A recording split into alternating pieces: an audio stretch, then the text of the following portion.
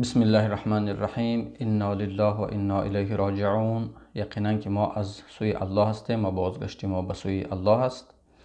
دوستان عزیز، امروز در این موعظه خردکه که با شما انجام میدیم، خواستم برای اون فوتیدگانی که در صدمه که هواپیما چپه شد در قزاقستان، برای تمام دوستا تذکر یعنی یادآوری کنیم که مرگ برای ما و شما هیچ وقت خبر نمیتید. اذا جاء اجلهم فلا یستأخرون ساعة ولا یستقدمون. وقتی که اجل، مهلت، روز، ساعت معین شده از جانب الله وقتی که رسید برای از این دنیا رحلت کردن ما و شما، یگان ساعت، یگان دقیقه، یگان ثانیه نه پیش می آید نه پس، یعنی یگان ذره ما و شما را دیگر مهلت نمیتید. برای همین خوشا به حال اون انسان هایی که در اون حالت که یک حالتی بود که هیچ انسان خودشان در جای اونها تصور کردن نمیتونن، زیرا که اون حالت یک حالتی است که انسان خودش میداند و اعمالش میداند و رو برحمی خداوند. و انسان ها را در اون حالت میدیدیم که مسلمان ها فقط لا اله الا الله، لا اله الا الله میگفتند. البته که همه اونهایی که کلمه طیبه یا که کلمه شهادت عرضه کردن که انسان وقتی احتضار، وقتی مرگ رسیدنش اون به زبان میاره، همش نجات نیفتن. یعنی از مرگ طبیعی که انسان از این دنیا به دار بقا رحلت میکنه، از دار فنا، همش نجات نیفتن، اما اونها از غضب الله نجات یافتن. یک قسم اونهایی که کلمه شون عرضه کردن زنده موندن. البته اون برادر تاجیک مایی که در اونجا در نوارها همه ما و شما شاهد بودیم و یکی از اونش فوتید، الله اونها را غریق رحمت خود گردانده باشه، و چه از تاجیک بودن چه از غیر تاجیک، المهم مسلمان هایی که در اونجا فوتیدن. اما اونهایی که زنده موندن، مقصد برای اونها هم باز الله مهلت داد که تا که عملهای صالحشان زیادتر انجام بتین.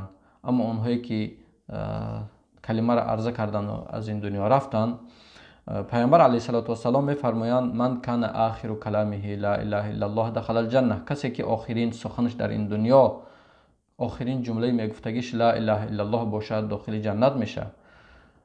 ما دیدیم اون نوارهایی که مردم در داخل اون هواپیما لا اله الا الله میگفتن. دیروز یا که این دی شب یا که این صبح، امروز 29 سپتامبر است، یک هواپیما، یک سمالیات دیگر در کره جنوبی از زمین وقتی میخواست بلند شود، اونم دوباره با کدام مشکلات تکنیکی زمین در دوباره شیشت و رفت در کدام دیوار برخورد و در اونجا در گرفت. به خبرهای رسیده تمام مسافراش مردن. و این مرگ ما و شما فکر میکنیم که یعنی عادی است، اما این عادی نیست. وقتی که کسی که در اون هواپیما مرد و کسی که زنده موند، این همش در نزد الله معلوم بود. و کسی که از این دنیا رفت به هر سببی که از این دنیا می رود، اون در نزد الله معلوم است و الله روزش به اون روز، به اون ساعت، به اون دقیقه معین کرده است که باید از این دنیا برود. و اینم حکمت داره در نزد الله. و اون کسی که زنده موند، اونم برای، نه فقط برای اونهایی که زنده مانند درس است، بلکه برای تمام ما و شما برادران خواهران عزیز. این در یک درس است که باید ما و شما از این عبرت های زیاده بگیریم، زیرا که الله جل جلاله خود در قرآن در آیات های متعدد زیاد میفرماید سنریهم آیاتنا فی الآفاق و فی انفسهم حتی یتبین لهم انه الحق. الله میگه نشانه های قدرتی خود ما در آفاق ها نشان میتیم و در نفس خود انسان ها نشان میتیم، تا که انسان ها بدانند، تا که بفهمند که الله جل جلاله ذات حق است. در اون هواپیما وقتی که انسان خدای نخواسته وقتی که سقوط میکنه، дигар унҷа на муҳофиз телехранител, на дигар нигаҳбонҳое, на дигар дӯстҳое, на дигар қувваҳои мусаллаҳа ҳеҷ чиз ба кор намеравад. Фақат амалҳои неки инсон унҷа ба кор меравад. Он марди тоҷик ки мебинем дар унҷа ба як оромиш калимаи худ арза мекунад. яъне он инсон шояд ҳамагӣ 1% 1% фақат умеди зистан дорад, аммо 99% он яъне марга ба худ яқин кардагӣ аст ки яъне ба эҳтимол зиёд аз ин дунё меравад, аз ҳамун нигоҳош, аз ҳамун чашмош, аз ҳамун гап заданҳош. яъне маълум аст ки он инсон тамоман худ аз ин дунё канда ва фикру ёду ҳушу хаёлаш фақат дар охират аст. вақте нигоҳ мекунад, он дигарҳоша мебинӣ ки аз тиризаи самолёт поён нигоҳ мекунанд. яъне инсон дар он ҳолат фақат рӯ ба раҳми худованд аст. агар аз осмон афтам умеди зистан дорам, агар аз тавқи мижгонаш биафтам бар намехезам. аллоҳ мову шуморо аз раҳмати худ дур накунад, аз ғазаби худаш мову шуморо нигоҳ бидорад. мо бояд ба сӯи аллоҳ, аз ғазаби аллоҳ ба сӯи аллоҳ, чуноне ки ҳадисам дуои пайғамбар алайҳиссалоту вассалом аст ки ва аъуду бика минка, яъне паноҳ мебарам эй аллоҳ аз ғазаби ту ба сӯи ту. дигар яъне мову шумо агар дар ин ҳолатҳо ибрат нагирем, вақте ки мебинем ҳар рӯз яке мебинем дар об ғарқ меша ба мошинаш мерава, яке мебинем ки дар самолёт ба замин суқут мекунад меафта мебара, яке мебинем ки кушта меша, яке мебинем ки ба марги табиӣ ки мо шумо мегем афтида дар ҷои хобуш мемурад. кай ибрат мегирем? яъне инсоно мебинем муқобили худованд, муқобили дини худо, муқобили бандаҳои худо яъне муқобилият нишон метиҳанд, муқобили суннатҳои пайғамбар алайҳиссалом муқобилият нишон метиҳанд, зулм мекунанд, бандаҳои аллоҳа мекушанд. мақсад он ҳолата дигар ягон аз он нафарҳое ки тарафдораш ҳастану гӯем ки дастгоҳ дора ё ки тамоми қувваву тамоми нигаҳбону муҳофизое ки дора ба кор намеравад. фақат аллоҳ таоло агар ба раҳматаш инсона агар наҷот тия, инсон наҷот меёбад. агар наҷот натияд, инсон ҳатто дар ҳамон ҳолат ҳам ҳамун калимаи ла илаҳаиллаллоҳ муҳаммадур расулуллоҳ ёки калимаи шаҳодата ки агар аллоҳ насибаш карда боша ба забон меёра. агар аллоҳ насиб накарда боша, инсон дар ҳамон ҳолат ҳам дигар ҳолати шок қарор мегираву забонаш аз гуфтан боз мемонад.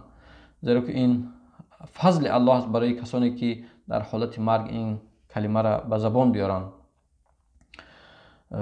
пайғамбар алайҳиссалоту вассалом фармуданд кафа билмавти ваъиза, яъне барои як инсоне ки ақли солим дора, марг ин худ як панддиҳандае ҳаст ки барои он кифоятӣ мекунад ки ҳамон панде ки ҳар рӯз як мурдаеро мо шумо мебарем дафн мекунем, ба чашмон мебинем, дар дохили қабр мемонем, баъде ки бозгашта меоем дигар яъне арақнӯш ба арақнӯшиш, зинокор ба зинокориш, дузд ба дуздӣ худ боз машғул меша. ин ибрат гирифтан нест. инна фи залика ладикра лиулил албаб.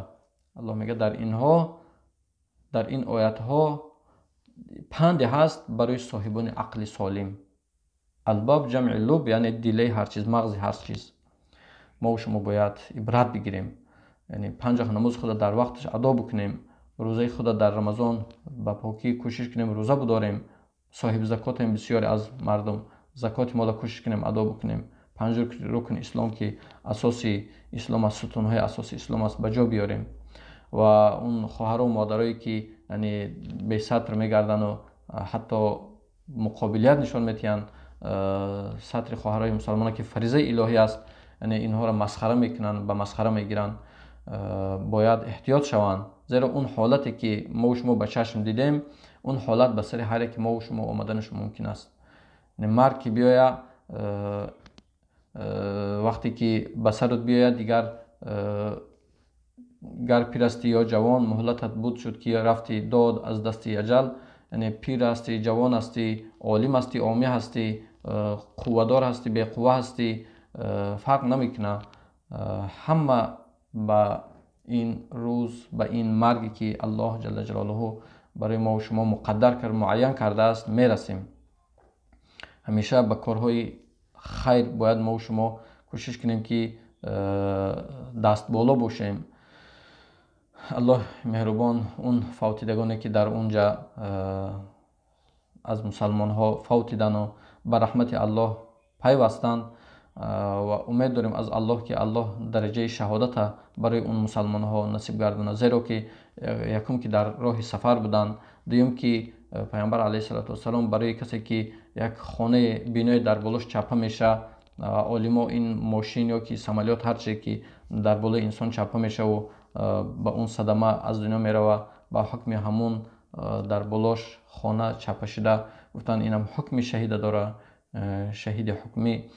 الله اونها را در جمله شهیدان قرار داده باشه و اونهایی که زنده موندن و در بیمارستان هستند، الله مهربان اونها را شفای کامل عاجل عطا بفرماید و در خاندان و اهل و پیوند اون فوتیدگان الله مهربان صبر جمیل عطا بفرماید و ما و شما را، فرزندان ما و شما را توفیق عمل کردن نصیب و روزی گردانده باشه. السلام علیکم و رحمت الله و برکاته.